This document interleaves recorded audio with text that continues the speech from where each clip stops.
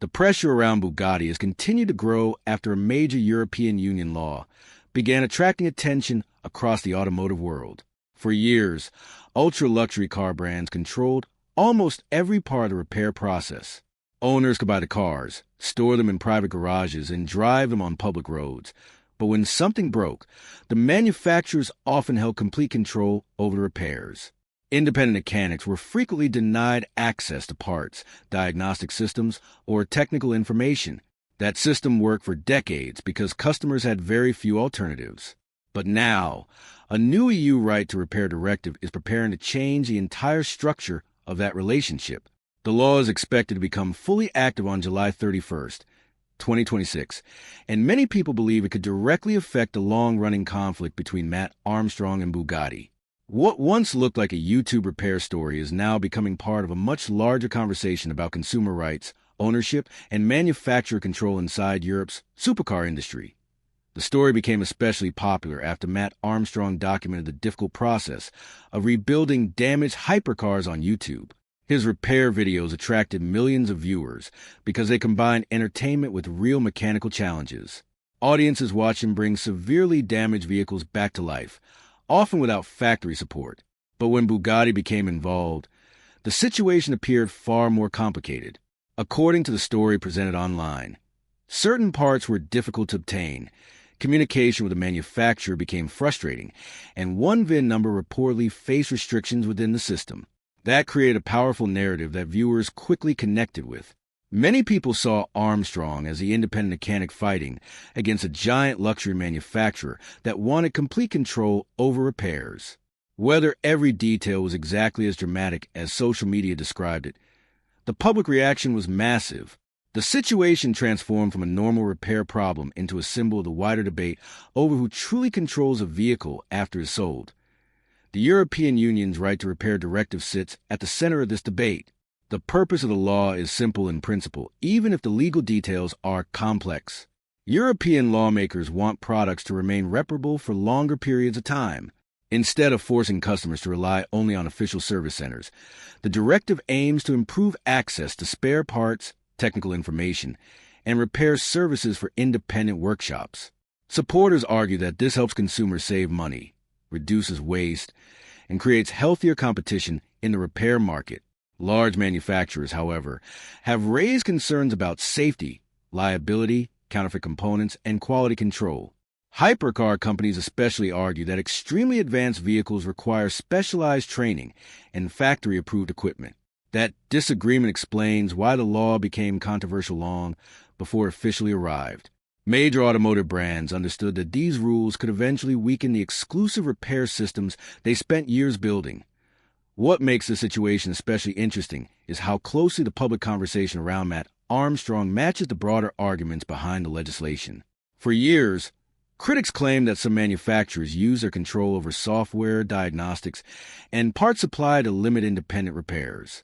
In the case of hypercars, that control often became even stricter because the vehicles were rare, extremely expensive, and highly technical. Brands like Ferrari, Porsche, and Koenigsegg have all faced criticism at different times regarding repair access and authorized service restrictions. Owners sometimes discovered that even simple maintenance could become difficult without factory approval. Independent workshops argued that skilled mechanics were fully capable of completing repairs, but were blocked by policies designed to protect the manufacturer's network. The new EU rules attempt to challenge that system by treating repairability as an important part of ownership rather than a privilege controlled by the company. Even so, the situation is not completely simple or one-sided. Hypercar manufacturers continue to defend their position by pointing to serious safety concerns. A modern Bugatti contains advanced engineering systems that operate under enormous stress and extreme performance conditions. If repairs are completed incorrectly, the consequences could become dangerous. Companies argue that they must protect not only the vehicle itself, but also the driver, passengers, and public roads. Specialized tools, factory training, and approved procedures exist for a reason. This is why many experts believe manufacturers will still try to use legal exceptions within the directive. Certain safety-critical components may remain protected under specific rules that allow manufacturers to limit access when advanced technical knowledge is required. That means the future will probably involve legal gray areas rather than a simple victory for either side. Independent repairers may gain more access overall, but manufacturers will likely continue defending restrictions connected to highly sensitive systems. Another important detail involves geography and legal jurisdiction. The directive applies inside the European Union, while Matt Armstrong operates from the United Kingdom following Brexit. That creates questions about how directly the law could help him personally. Some analysts believe European-based repair partners or buyers could still create legal pathways for access to certain parts and services. Others argue that the situation may become more complicated because the UK no longer falls under the same legal framework as EU member states. Even with those uncertainties, the larger impact of the directive remains clear. Independent workshops across Europe are already watching closely because the law could eventually improve access to parts and information that were previously difficult to obtain. Small specialty garages that spent years restoring exotic vehicles may finally gain stronger legal protection when dealing with manufacturers that refuse cooperation. The growing public interest surrounding this topic also shows how much the automotive world has changed in the social media era.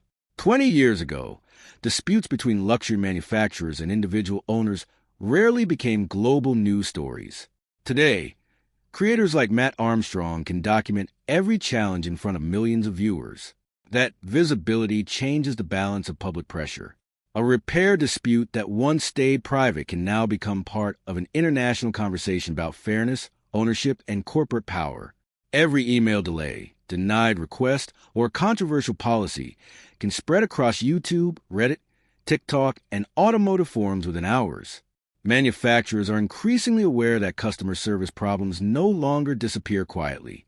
Public opinion now matters almost as much as legal positioning because brand reputation can shift very quickly online as July 2026 approaches. Many people inside the automotive community are preparing for major changes. Some believe the right to repair directive could transform the relationship between manufacturers and independent mechanics across Europe. Others think luxury brands will continue protecting their exclusive systems through legal loopholes, technical requirements, and safety exemptions. The truth will likely fall somewhere between those extremes. What is certain is that the conversation around repair rights is no longer limited to small consumer groups or independent workshops. It now involves some of the most famous automotive brands in the world, along with one of YouTube's most recognizable car rebuild creators. Whether Matt Armstrong personally benefits from the law or not, the debate surrounding his Bugatti projects has already become part of a much larger shift in how people think about ownership control and the future of high-performance vehicles. The possible impact of the directive goes far beyond one repair shop or one YouTube channel. Across Europe, thousands of independent mechanics have spent years building experience with high-performance cars while still struggling to gain access to official components and software. Many of these workshops contain technicians who previously worked inside factory networks before opening their own businesses. They understand the cars, know the repair procedures, and often possess decades of experience. Yet manufacturers still limit their ability to perform certain jobs. Supporters of the new law argue that this creates an unfair market where companies continue controlling a product long after it has been sold. In their view, true ownership should include the freedom to choose who repairs the vehicle. That argument becomes even stronger when owners face extremely high service costs or long waiting periods through authorized dealers.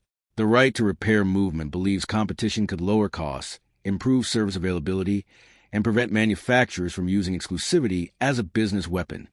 For luxury brands, however, the issue is deeply connected to reputation and risk management. Companies like Bugatti do not simply sell transportation. They sell engineering perfection, exclusivity, and status. Every vehicle carries a company name, and a major mechanical failure linked to poor repairs could damage the brand image worldwide. That is why manufacturers insist that official service centers follow strict procedures, use approved tools, and maintain direct factory communication. In the hypercar world, even a small mistake can produce enormous financial consequences because the vehicles are so valuable and technically complex. Some components cost more than ordinary family cars, while certain repair procedures require highly specialized calibration systems. From a manufacturer's perspective, limiting repairs helps protect quality standards. Critics respond by saying that safety concerns are sometimes used too broadly to justify excessive control. The debate therefore becomes a difficult balance between protecting engineering standards and protecting consumer freedom. The conversation surrounding software access may become one of the most important battles after the directive takes effect. Modern supercars depend heavily on electronic systems that control everything from engine performance to suspension behavior and security features. Even when mechanics physically obtain the required parts, software restrictions can still prevent repairs from being completed properly. Manufacturers may argue that releasing unrestricted diagnostic access creates cybersecurity risks or allows counterfeit systems to enter the market. Independent repairers counter that without software access, the right to repair becomes meaningless because modern vehicles cannot function correctly without electronic integration. This issue already exists across the broader automotive industry, but becomes even more serious with hypercars, where software plays a major role in performance and safety. Legal experts expect future disputes to focus heavily on where the line should exist between legitimate security protection and unfair repair restrictions. Many supercar owners themselves remain divided on the subject. Some customers fully support the traditional authorized service model because they trust factory technicians more than anyone else. Owners of multi-million-dollar cars often prioritize reliability, resale value, and official documentation above all else. A complete factory service history can significantly increase the value of a rare hypercar, especially for collectors. From that perspective, the exclusive repair structure protects investments rather than limiting freedom. But other owners strongly disagree. They argue that paying enormous amounts of money for a car should not remove their ability to choose where it gets repaired. Some collectors live far away from authorized service centers and face expensive transportation costs every time maintenance is needed. Others simply prefer independent specialists with more personal relationships and flexible pricing. The directive has therefore exposed divisions not only between manufacturers and mechanics, but also among the owners themselves. The rise of online automotive creators has also changed how the public understands these technical disputes. Channels built around rebuilding damaged supercars have introduced millions of viewers to the realities of modern vehicle restrictions. Audiences who once believed ownership meant complete freedom are now discovering how much control manufacturers still maintain through software locks, restricted part systems, and authorized service requirements. Matt Armstrong's projects became especially effective because viewers watched the process step by step. They saw delays, repair challenges, and communication problems unfold in real time. That created emotional investment far beyond what traditional automotive journalism usually achieves. Instead of reading short articles about repair policies, audiences experienced the frustration directly through video storytelling. The result was a much larger public conversation about repair rights that reached people outside the normal automotive enthusiast community. Another reason this story gains so much attention is because it touches a wider cultural issue beyond cars. Around the world, consumers are increasingly questioning whether companies should maintain long-term control over products after purchase. Similar debates already exist in smartphones, electronics, tractors, medical equipment, and gaming devices. Farmers have argued against software restrictions on agricultural machinery. Smartphone users have pushed for easier battery replacement and repair access. Gaming console owners have complained about lock systems and expensive official repair options. The automotive industry is now becoming one of the most visible battlegrounds in this larger global discussion. The core question remains simple but powerful. When someone buys a product, how much control should the manufacturer still keep afterward? That issue resonates strongly with audiences because it affects everyday ideas about ownership and freedom. For Bugatti specifically, the timing of this debate creates a difficult public relations situation. The company represents one of the highest levels of automotive exclusivity in the world. Its vehicles are symbols of wealth, engineering achievement, and luxury status. Because of that image, any suggestion that owners cannot freely repair their own vehicles attracts strong reactions online. Critics portray the restrictions as arrogance or corporate overreach, while defenders argue that extraordinary cars require extraordinary standards. Social media often pushes these conversations toward extremes, making balanced discussion more difficult. Videos and headlines naturally focus on conflict because conflict attracts views. As a result, the story sometimes becomes more emotional than technical. Viewers begin seeing the situation as a battle between ordinary people and powerful corporations, even though the real legal and engineering questions are far more complicated beneath the surface. Despite all the drama, the future effect of the directive may develop slowly rather than dramatically. Large automotive manufacturers possess extensive legal teams and significant resources. They will likely search carefully for ways to remain compliant while still protecting parts of their existing business models. Some restrictions may disappear completely, while others may survive through safety classifications or licensing requirements. Independent repairers may gain more opportunities, but not necessarily unlimited access overnight. Court cases, legal interpretations, and regulatory guidance will probably shape the real impact over several years. That means July 31st. 2026 may become the beginning of a long transition rather than a single revolutionary moment.